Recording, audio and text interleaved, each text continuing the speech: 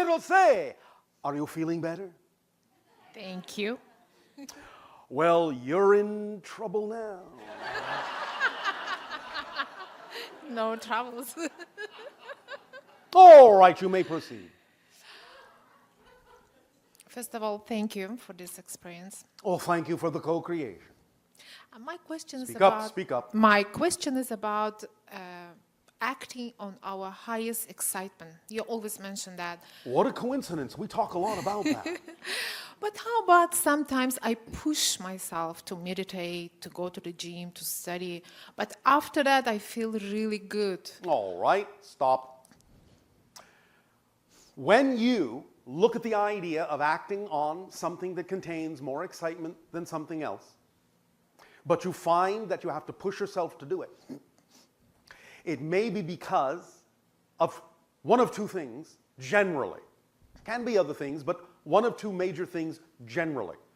Number one, it may not necessarily be representative of your excitement, or you may be coloring the way you go about it to make the way you go about it seem not exciting when you could be going about it in a more exciting way. That is part of the overall excitement instead of just looking at it as a means to an end. Is this making sense? In other words, you have to have the ability to discern what is really representative of excitement and what is not, or what you may be making look like it's excitement that's not, or what may be not your excitement that is, that you're making look like it's not your excitement. Many things in your belief system can color the way you look at the way you go about doing things. And if you have a different definition, a different belief about a process that is different than the thing itself, and you're not seeing the whole thing, the process and the thing, as one thing, then you will separate those things out and saying, well, the thing itself is exciting when I do it, but getting myself to do it is difficult. Well, that means you're making a segregation between the idea of doing it and getting to do it, when it's actually one thing. If it was something you were really excited about and doing it in the most exciting way you can imagine, nothing would stop you. There'd be no hesitation, and there would be no difficulty. Is this making sense? Usually fun things come, easily. You just don't have to push yourself. Exactly, and that means then you're in alignment with not only the thing itself, but all the ways in which you allow yourself to arrive at the doing of that thing, which are actually all part of doing that thing. This is why we say when you act on your excitement, it's very important, not just the thing itself, but how you do it, where you do it, with whom you do it. All the components have to be in alignment with the excitement, or it's not really a holistic definition of the thing that excites you the most. Do you understand? Yes, makes sense. So because you have to push yourself to do things, that only means that either you are coloring the way you're going about it, and there could be a more exciting way you could go about getting to that and doing that thing, and you have different kinds of ideas about what getting to do it means, or it's really not necessarily something that excites you at that moment and you're forcing yourself to do it when you could be doing something more exciting. How to distinguish? Well, as I said, it takes honesty. It takes real self-evaluation. You have to be honest as to whether or not you're actually coloring it. But it comes with a simple question. Again, what would I have to believe is true relative to this experience about myself that makes me feel what I feel? Where's the resistance coming from? What is it I'm actually resisting? Resistance is usually the product of fear. So even though a thing may excite you, there may be something you're attaching to that thing, some belief, some definition, that for some reason dampens the excitement, and dampens the excitement in certain aspects that are connected to it. So you have to look at it holistically. So let's ask these questions to be more specific. You have used the idea of meditation as an example. Yes? Yes. When you're doing the meditation, are you excited about doing it? Yes or no? Yes, during and after especially, I All feel right. very good. So the question would be, what's different in your definition between doing it and after you do it to getting to do it? What difference in definition are you making between starting to do it or going to do it as opposed to doing it? What's the difference? Laziness, let's say. I don't know what There is is really this. no laziness. That's really not a realistic answer. Because again, it's not that you're lazy, it's that you're resistant. And you're resistant to something specific. So what is that specific thing in your mind going around in the unconscious mind that causes you to resist doing a thing you say is exciting? There has to be a definition there that doesn't make it look exciting, or you wouldn't feel resistance to doing it. You would just do it. So what is the definition you're holding on to that makes it difficult for you to do something you say is exciting? What are you afraid will happen if that's exciting too? Basically nothing. You I'm have to be afraid of something. I don't know at the moment, maybe. Speak up. I don't know the answer yet. Yes, you do. Really? Absolutely. You're just not being honest enough yet. Wow. Let's reverse the question in a different direction. Why are you excited about the meditation? What do you think you're getting out of doing the meditation when you do it? Because I connect, I feel good. It feels good. It basically. feels good. Exactly. And you connect. Exactly. All right. And afterward, there is a kind of an afterglow. You still feel connected. You still feel good. Yes. All right. What is it about before doing the meditation that doesn't feel the same way? The same thing happens going to the gym, let's say. It's the I better understand. example. What is it Just- about the thing before that doesn't, in your mind, think that it can feel the same way? What are you making an assumption about that makes the thing before the thing seem to be something different that won't feel the same? Wow. Can you be specific about what it is you don't enjoy about getting to do it as opposed to doing it? Maybe I push myself a lot. Push yourself. For doing things in the right way, right time. All right. And so you are tired of pushing yourself. You resent yourself for pushing yourself. Therefore, you argue with yourself and resist yourself because you think you have to push yourself to do something exciting. But that's a contradiction. If it's really exciting, you wouldn't have to push yourself. Maybe you think you're lying to yourself about those things being exciting. Are you just using them as a cover for something more exciting? Are you using them as a fallback, a default position for something else you could be doing that would actually be more exciting, but that you're afraid to do? Maybe. Well, what would that be? If you were willing to truly act on the things in your life that are most exciting to you, what are you afraid might happen if you did that? Yeah, basically nothing. I know. Just the happiness. Nope, you're not being honest. You have to understand this is a very obvious thing. If you find resistance in your life, it is usually because there is either a fear-based definition or you are assuming you have to do something you don't really have to do. So let's approach the first one and the second one in a different order. Let's say you did not meditate. Yes? Yes. Well, if you didn't meditate, if you chose not to meditate, then you wouldn't feel pushed to meditate, would you? Yes. Would you be all right with not meditating? We'll be fine. Yeah. Oh, all right, so it's not really that exciting then, is it? Is it? If you're okay with not doing it, trust me, you're not passionate about it. Yes. You understand? I understand. All right, that's the key.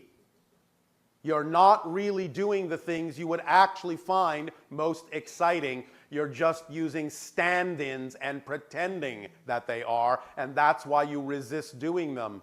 Yes, of course, they may feel good when you do them, but the point is your resistance is coming from the fact that that's not really the most exciting thing you could be doing because you're very readily willing to give it up. And if you're really passionate about it, you wouldn't be. That's what you would resist. Okay. You understand the difference? Yes. Yes. Is this helping? Very much. All right. Is something illuminating within you? Absolutely. One more question. Yes. If I can. Speak up. I remember just you mentioned once about control from outside. There is no You such said thing. There's no such thing. You said there's a game like they want you to believe that they are controlling you. Yes. But it's just a game. Well, in other words, they're very clever, very smart. They know how to communicate certain things. But the greatest power that they have in the negative context is getting you to believe that they have more power than they do. And as soon as you buy into the idea that they want you to buy into, that they have more power than they do, then you give them their power, and then they appear to have more power than they do. That's the game. Don't play the game. Okay. Does that help? Very much. Thank you. Go and find something that you're really excited about. Thank you. And then there will be no resistance whatsoever. It will take a team of wild horses to keep you away from doing it. Oh, wow. Yes? Thank you. Yes. That's yes. when you know you're really acting on your passion, is when you feel you have no other choice. Really, no other choice. As you say on your planet, come hell or high water, no other choice. This is what I'm passionate about. This is what I'm doing. If it's truly your passion, Wow. you will stop at nothing, and there will be no resistance to doing it. Yes? So I act have on to your just passion. find it. That's my, basically. Don't experience resistance by finding out what you're truly passionate about and acting on it. Because the things that you're acting on may feel good, but they're obviously not really that much of an experience about passion, or you would have no resistance to them at all. All right?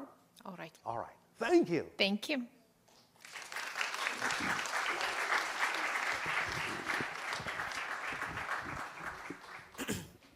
Hello, Tadeo. Good day to you, Nania. Speaking of hell, Yes. I wanted to ask you, in your travels of contact, what is the darkest, most negative civilization that you've encountered, and how would that compare with what you see on Earth?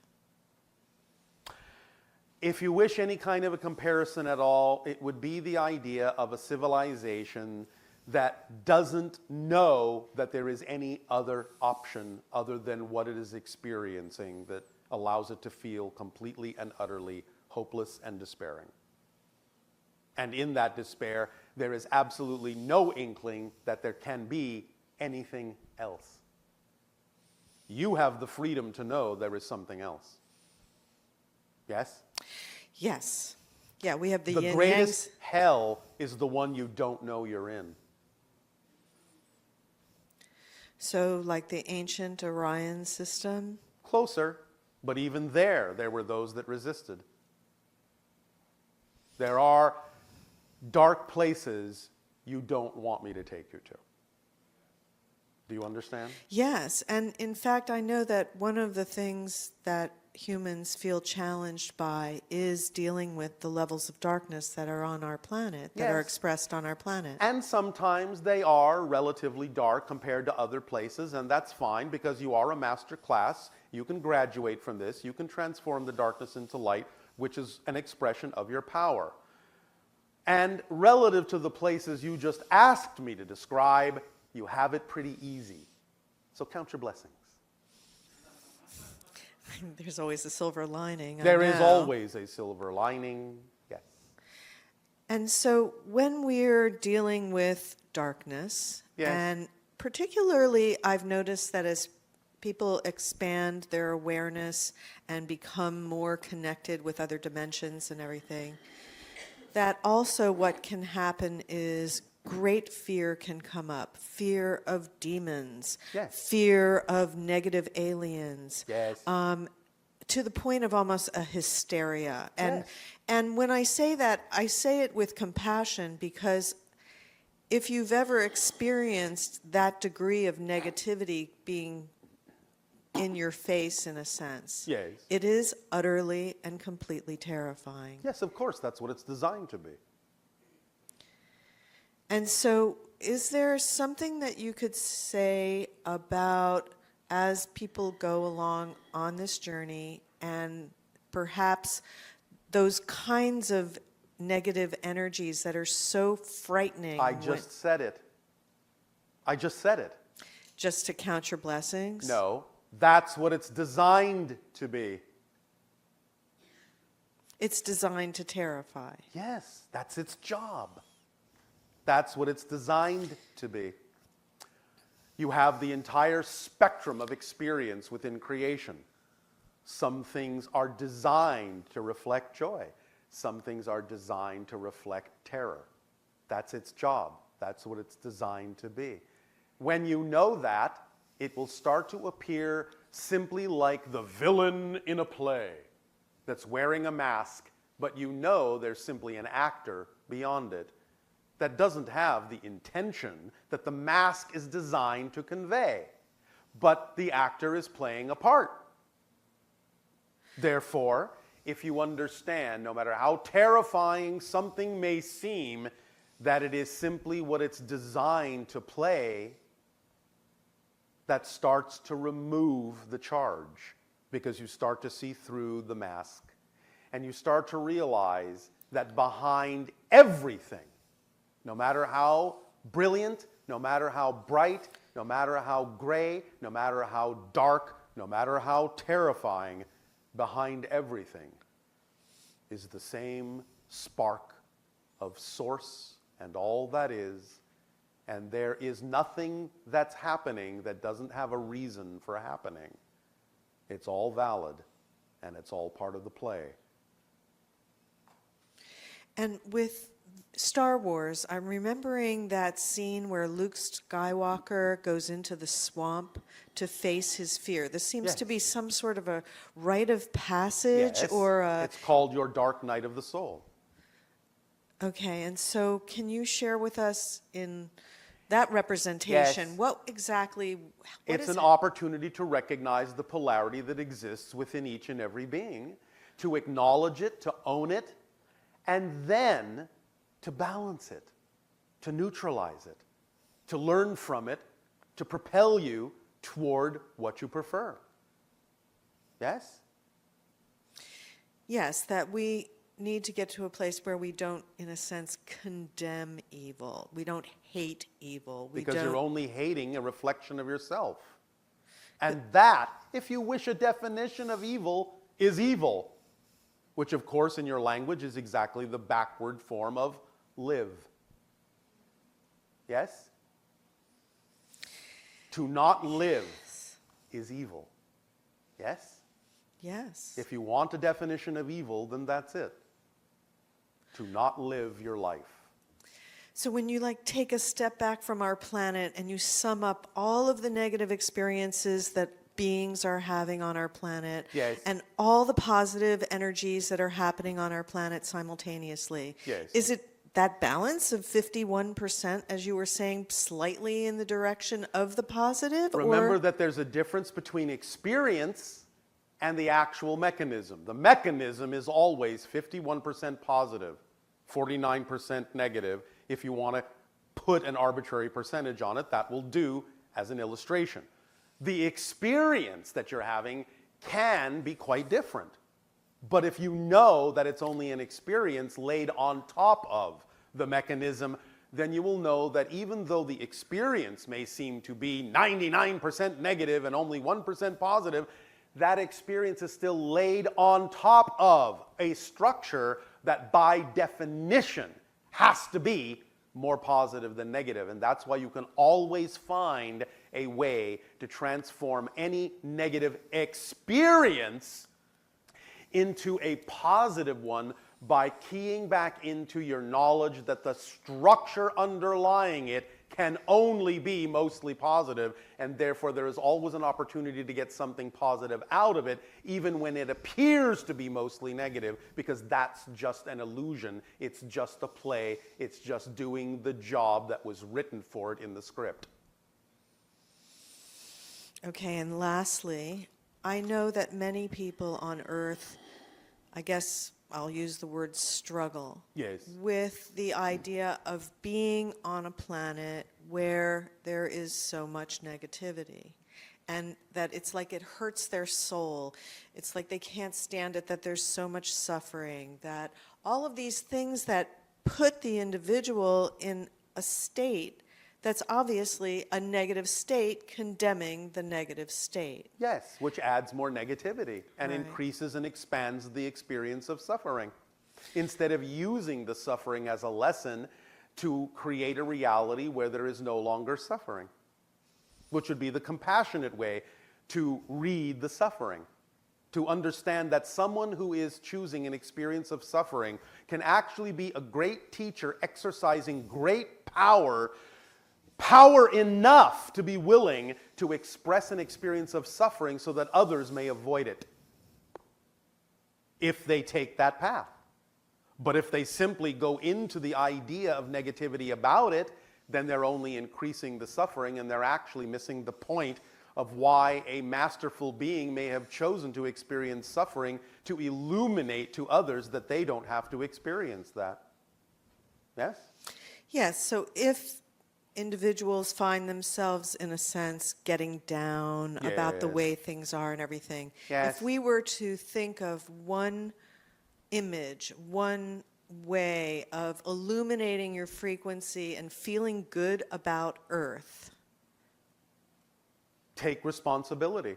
I chose to be here. Why? I am here to experience something that will allow me to recognize myself as more than I recognized myself as before. There is a positive reason that I can extract from every experience here. That's why I chose to be here, not only for myself, but in extracting positive experience from even the negative situations. I will act as a shining example that will help all others know they can do so too. I am here for them. I am here for me. I am here to have an experience of all that is equally valid to any other experience. And it's about finding a way to allow this to work for me instead of assuming in any way, shape, or form that I am a victim at anyone's mercy, because everything is in my hands here. And it is all made out of unconditional love. All I have to do is align with that knowledge, and I will experience it to be so.